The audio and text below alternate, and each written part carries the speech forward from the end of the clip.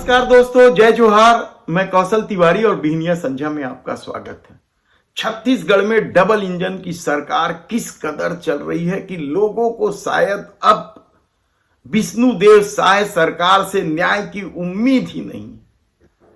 लगातार बढ़ते अपराध और सरकार की करतूत ने लोगों में क्या गुस्सा भर दिया है, यह बड़ा सवाल इसलिए उठ रहा है क्योंकि अब लगातार हर घटना के बाद कमोबेश लोग गुस्से में सड़कों पर उतर आ रहे हैं, सरकारी भवनों पर आग लगा रहे हैं या उस पर तोड़ फोड़ मचा रहे हैं।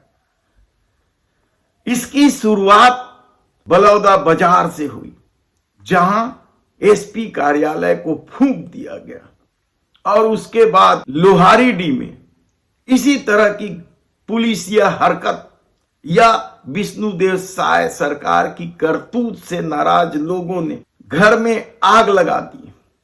और उसके बाद सूरजपुर में जिस तरीके से एक दोहरे हत्याकांड के बाद लोगों ने कानून अपने हाथ में लेते हुए आरोपियों के घर को आग के हवाले कर दिया और प्रशासनिक अधिकारी एसडीएम को दौड़ाया, मारने के लिए दौड़ाया। और अब चौथी ऐसी घटना हो गई है। हालांकि आक्रोश की और बहुत सारी घटनाएं हैं, जिसमें चक्का जाम, भिलाई में एक युवक की हत्या जैसे मामले हैं। लेकिन कल बलरामपुर में जिस तरीके से एक राष्ट्रीय ग्रामीण स्वास्थ्य मिशन के भृत्य की थाने में मौत के बाद गुस्साई भीड़ ने जिस तरीके से थाने में पथराव किया और जमकर हंगामा मचाया, क्या छत्तीसगढ़ सरकार इन जन आक्रोशों को रोकने में असक्षम हो गई है? लगातार घटनाएं हो रही, यानी 10 महीने की इस सरकार में आधा दर्जन से अधिक बार ऐसे मौके लगे हैं जब पुलिस प्रशासन जन आक्रोश को संभालने में पूरी तरीके से असफल रही है।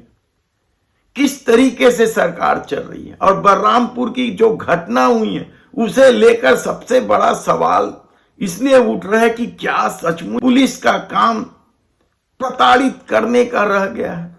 जिस भृत्य गुरुचरण मंडल ने आत्महत्या की, उसकी पत्नी 20 दिन पहले गायब हो गई है और उसको पूछताछ के लिए इतना प्रताड़ित किया गया कि उसने थाने में ही फांसी लगा ली। ये पुलिस बता रही है फांसी लगा ली, लेकिन सबसे बड़ा सवाल तो ये है कि इतने पुलिस वालों के रहते उसने फांसी कैसे लगा ली? क्या उसे भी मारकर फांसी पर लटका दिया गया?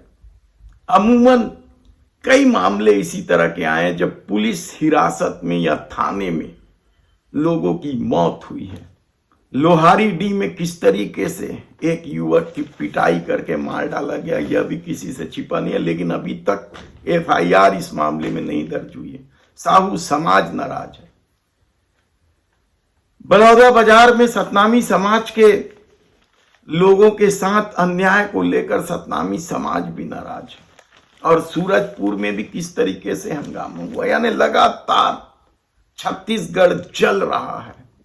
लोगों का आक्रोश खुलकर बाहर आ रहा है, या सत्ता के खिलाफ है या उस सिस्टम के खिलाफ, कहना बेहद कठिन है। लेकिन जिस तरीके से सरकार चल रही है, अपनी पीठ थपथपा रही है और दूसरी तरफ कानून व्यवस्था बदतर स्थिति में हो गई, किस तरीके से आम लोगों को प्रताड़ित कर रही है, हमने पिछले वीडियो में ही बताया था। कुछ उदाहरण भी दिए थे आपके सामने कि किस तरीके से अपराधियों के आगे छत्तीसगढ़ की पुलिस नतमस्तक है और आम लोगों को प्रताड़ित कर रही है।